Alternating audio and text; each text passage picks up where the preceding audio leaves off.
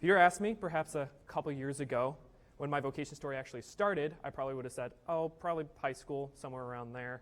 However, upon further prayer and reflection, I believe that the Lord's call actually goes back a little further than that.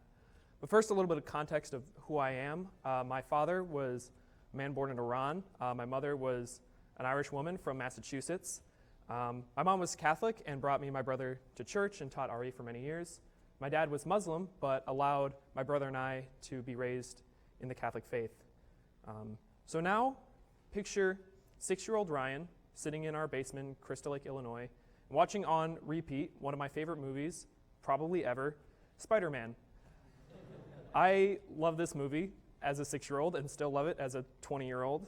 And the biggest reason why I really like this movie and a lot of other movies I watched and books I read because it introduced me to this idea of heroism.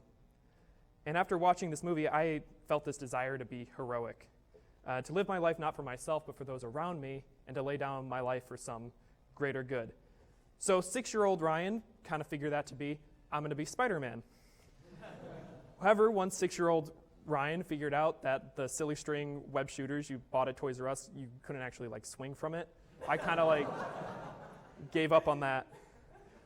I remember one of my school projects, 2nd and 3rd grade, saying that I wanted to be a police officer, and I drew a little picture of myself as a police officer.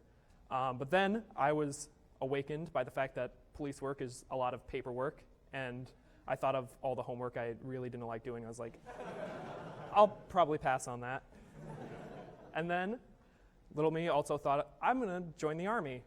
But then I thought of all the sports I really didn't like playing and all the exercises I really didn't like doing, and I was like, it's not a good fit either. So during the next few years of my life, a lot of things happened. My family kind of moved around a lot, and in the midst of that, my parents got divorced, and just kind of life at home began to kind of just fall apart. And home stopped feeling like home. And when high school was starting to begin, this desire for heroism that I kind of had felt was just kind of buried. And I believe the only place that could be lived out just simply existed in fantasy. And I just thought, maybe I'll just get a job that I like and make some money. However, the middle of freshman year, the Lord really began to work. And it started when my friend Justin and his dad pulled up in our driveway in their golden minivan of truth to take me to youth ministry night. And I don't know exactly how this whole pickup was arranged. All I know is that they just showed up in our driveway and I kind of went with them. So I went to this youth ministry night and found that I didn't hate it. I met a lot of people there who genuinely wanted to know me and kind of began to see the faith in a new light. And so I went back to the next youth ministry night, and the next one after that, and the next one. And going on these youth ministry nights opened me up to saying yes to going on a retreat called Ignite. Now, Ignite was this weekend-long retreat held by our parish, and it was kind of done by a couple other parishes, and we all just kind of collabed together. And it was a lot of fun, but I said yes to this, and so the weekend came around. I went down to this retreat. There was a bunch of icebreaker games, got to know people, all that fun, good stuff. Then they said, okay, we're going to come and we're going to go into the side room of this retreat center. And I remember my buddy turning to me saying, this is my favorite part. And I was like, cool, because I thought we were going to play dodgeball or something. It wasn't dodgeball. The altar was set, candles were lit, and it was adoration time. And so the Eucharist is exposed, and I'm just kind of sitting there, and I'm like, well, I really don't know what to do, but there's confessions in the back, so I thought, I'll go to confession.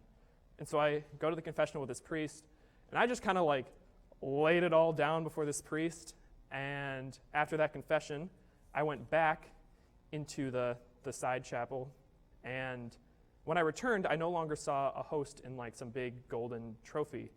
I felt presence. The first time I recognized the presence of Jesus in the sacrament of the Eucharist. And it was this experience in prayer where things began to change. God was no longer out there, but it entered into my heart in a very real way. And leaving that retreat, my renewed purpose was to live my life solely for the Lord. Someone who had revealed himself to me just by loving me at a time when I didn't think anybody really did, and in a way I don't think anyone really ever could. And after this experience, I sought to grow in this faith. I was finally starting to call my own.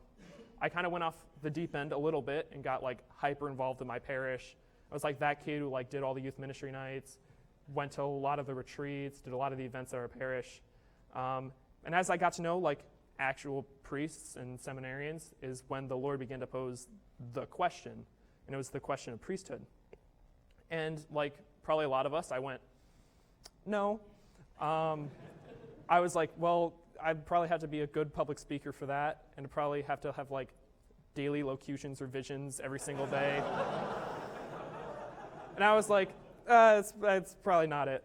But I remember my youth minister left me with this kind of little saying, and it's like, God doesn't call those who are already qualified, he qualifies those who he's called. And I was like, that really struck me. So I began to pray with an open heart about priesthood, and felt my heart begin to stir. And the Lord began to reveal to me that perhaps this long-buried desire of heroism that I had felt could actually authentically be lived out in the priesthood. And it wasn't until a seminarian from my parish sent me a copy of the book To Save 1,000 Souls, and I read the stories of the priests in there laying down their whole lives for the church, that this stirring in my heart kind of reached a fever pitch. And so it was at this point that I applied for seminary. And I have to say the decision to follow the Lord's call here, in many respects, has been nothing but graces. It has been absolutely amazing. But another thing I've learned is that saying yes to the Lord doesn't mean he like bippity-boppity-boos all our suffering away. I mean, family life is still difficult, and the next time I saw my father after 7 years was on his deathbed. And what I've learned is that formation doesn't just occur within these walls, but that the Lord is always calling us on to become the men that he desires us to be. And it's in this time that the Lord has tremendously blessed me. He has given me this great big family called the church. There are many brothers in these walls and outside who I call my brothers, many women who I call my sisters, and men who are and forever will be my fathers. So there's nothing really else that I could say other than praise be Jesus Christ. Now and forever.